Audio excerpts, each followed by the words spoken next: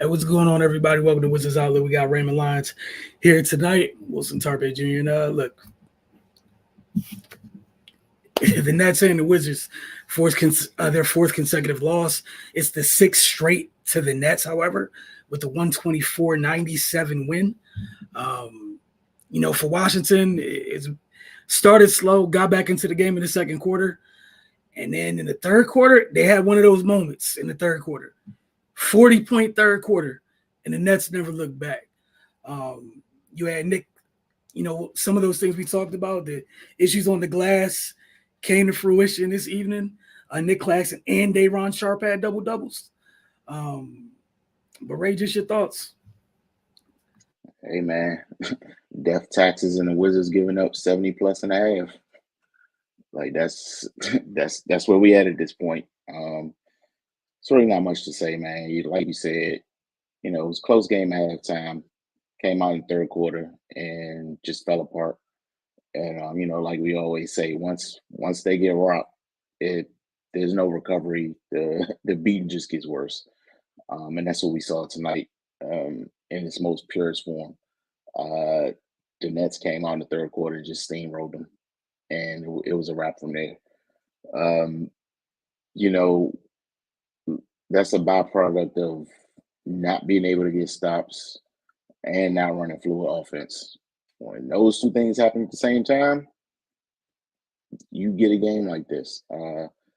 Sometimes they're able to be saved and keep it respectable at least when their offense is flowing. But that's not going to be the case all the time. That's why you need to play defense. You need to rebound. You need to limit your turnovers. You need to take good shots because the room for error is just it's non-existent at this point, to be perfectly honest. But they continue to make a lot of errors. So, that's why you get one of these ugly losses. Against Philly, at least they had one area of the game working, at a pretty high level, which was they were able to score the basketball. They put up 126. Tonight they didn't even crack 100 and they lose by 30. So yeah, that's where they are at this point. You gotta put up a $125 to even be competitive. And if that's the space you're in as a basketball team, then 3-18 sounds about right. So yeah, I don't know, man.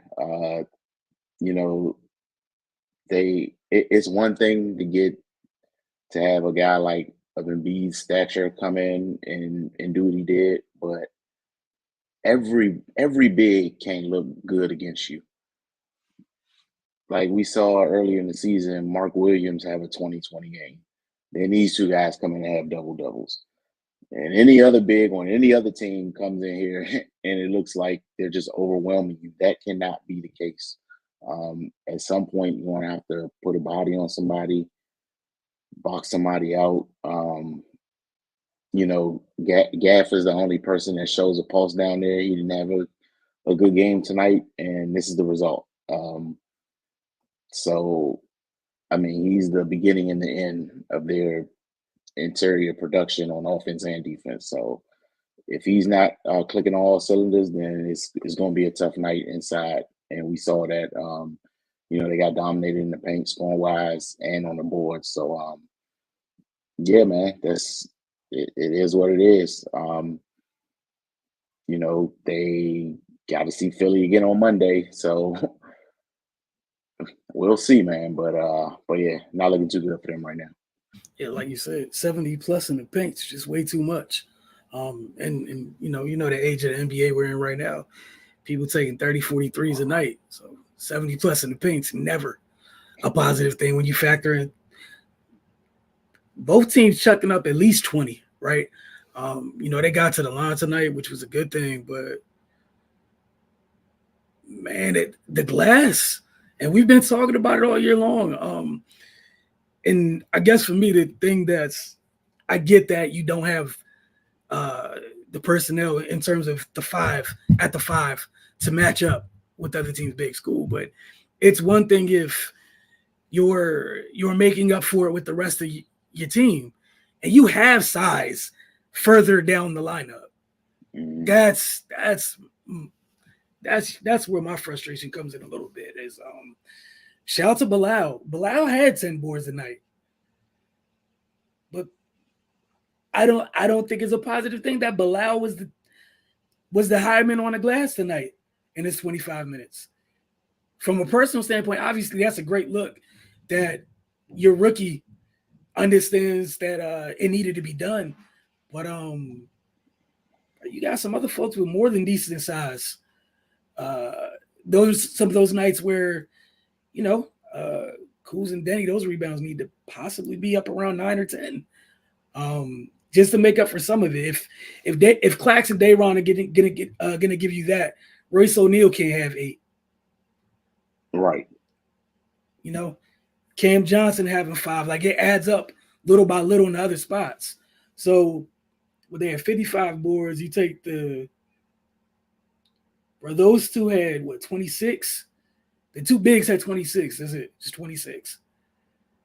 Not great at math, man. 55, 26. It's a lot of guards getting boards, making up the difference there.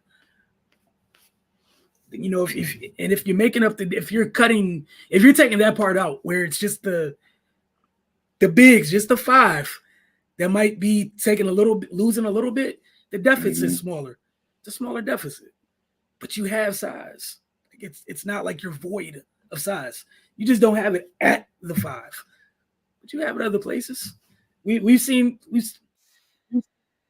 multiple times where we've seen Denny and Kuz with double-digit rebounds.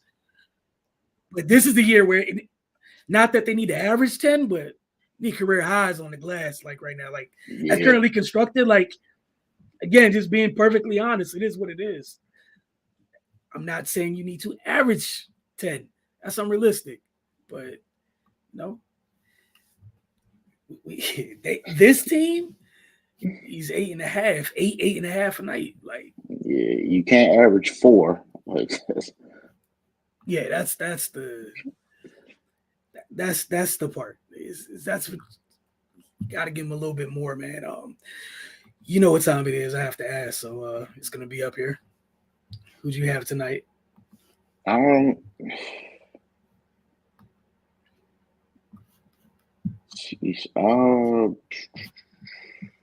of the game, I go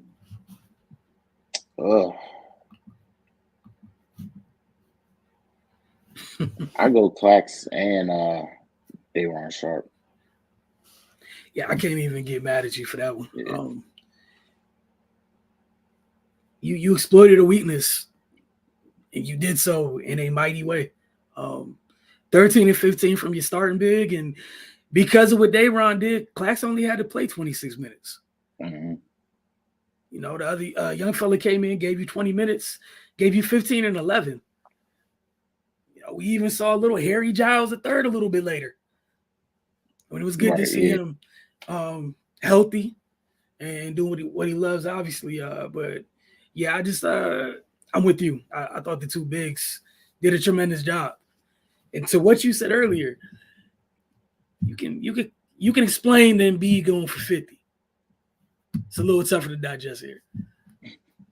Same as the Mark Williams game earlier this season. Shout out to Mark Williams, by the way. But it's a little easier to digest one of the league's leading. Well, I think Embiid's leading the league in scoring right now. Like, a little bit easier to digest that. A former MVP now, a little bit easier. Who'd you have for X Factor tonight, or are you just going to? I go Cam Thomas, because he kind of sort of sparked that third quarter run. A lot of things went into that, but once he started, he hit a couple threes, and that just kind of began the avalanche, and it was a wrap from there. For the most part, nobody on the Wizards could stay in front of anybody on the Nets, period. But yeah, once he kind of got going, that's when things started to really get out of hand. Yeah, wholeheartedly agree.